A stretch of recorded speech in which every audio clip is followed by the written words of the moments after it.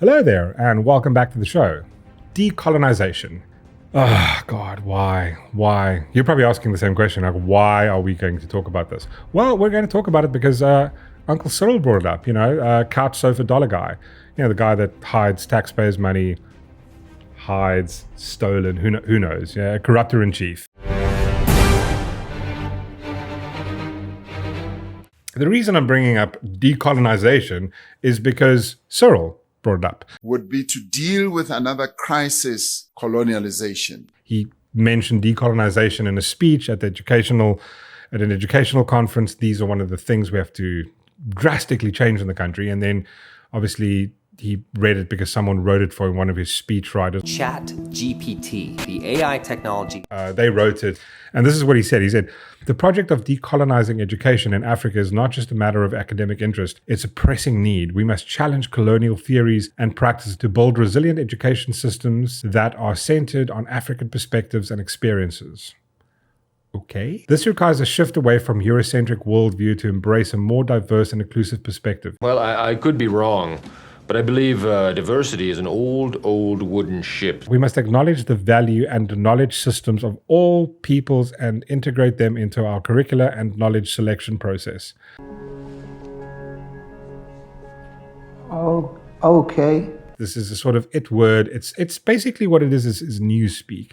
But to give you a quick layman's term definition of what decolonization means, the most basic explanation. Decolonization refers to the process of undoing the effects of colonization. It involves dismantling colonial systems, ideologies, structures that were imposed by colonial powers on indigenous population and their lands. It often includes restoring indigenous cultures, languages, and self-governance. I gotta hand it to you, commies. You're committed. Right. Now, if you want to decolonize it in education, what part of education is colonized? Is it math?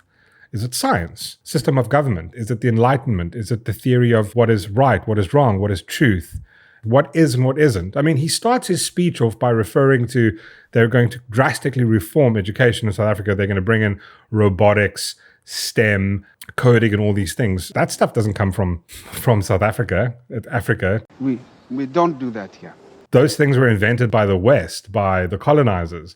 They brought those things. A lot of theories that we learn in school, and this is where I see a lot of this debate. I mean, I read an entire paper about what decolonization, what they want in schools. It's about they want to decolonize thinking, ideologies. They want to remove all this from education. Which ones? So, I mean, destabilize colonial structures. Pretty much everything is brought here by the colonizers. How to build things, law and order, a justice system, a legal system of government, things like democracy, human rights. All these things were brought here by the colonizers. Everything that basic we got was brought by the colonizers. So, I mean, what part are you going to pick and choose?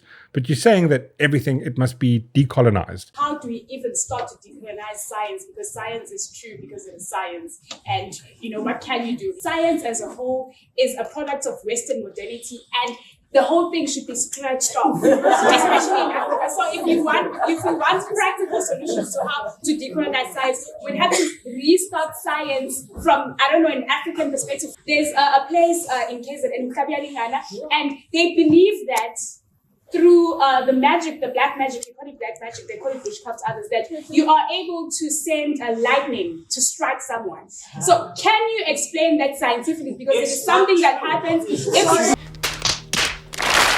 But that means removing all of it and then replacing it with what? What are you going to put in its place?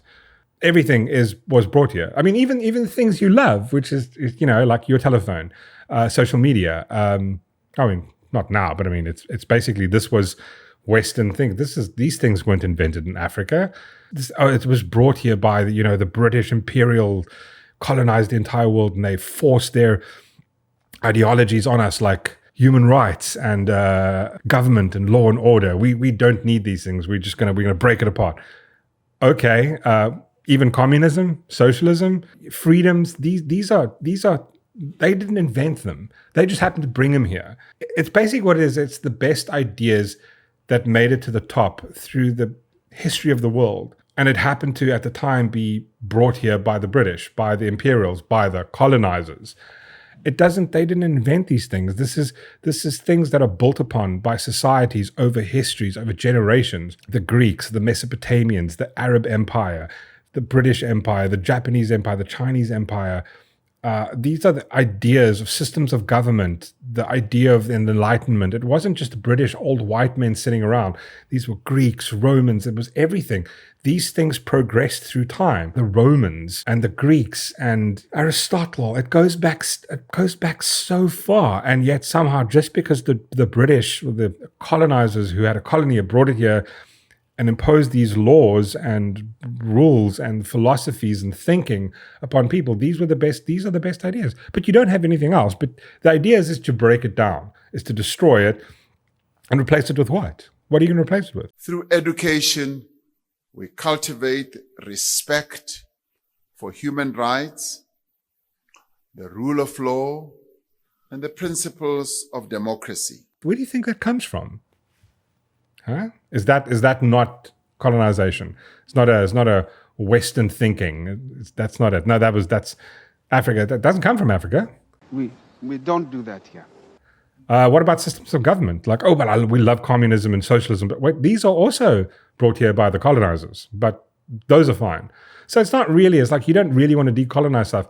You just want to say that anything that white man brought that you don't like is evil and we should destroy it, and everything else that we kind of love, we're not going to say that isn't colonization. Those are cool things. Cell phones, the toilet, system of law, human rights.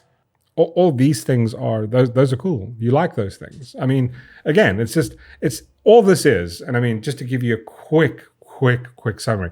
The only reason Cyril decided to post this is because he's targeting the youth. Elections are coming up, and decolonization is a very buzzword. It's like the other buzzword, apartheid. So apartheid for over 30-year-olds, you say apartheid, everything is apartheid, you blame it on apartheid. ANC is fighting apartheid. 30 years after apartheid ended, you're still fighting. Is apartheid in the room with us right now?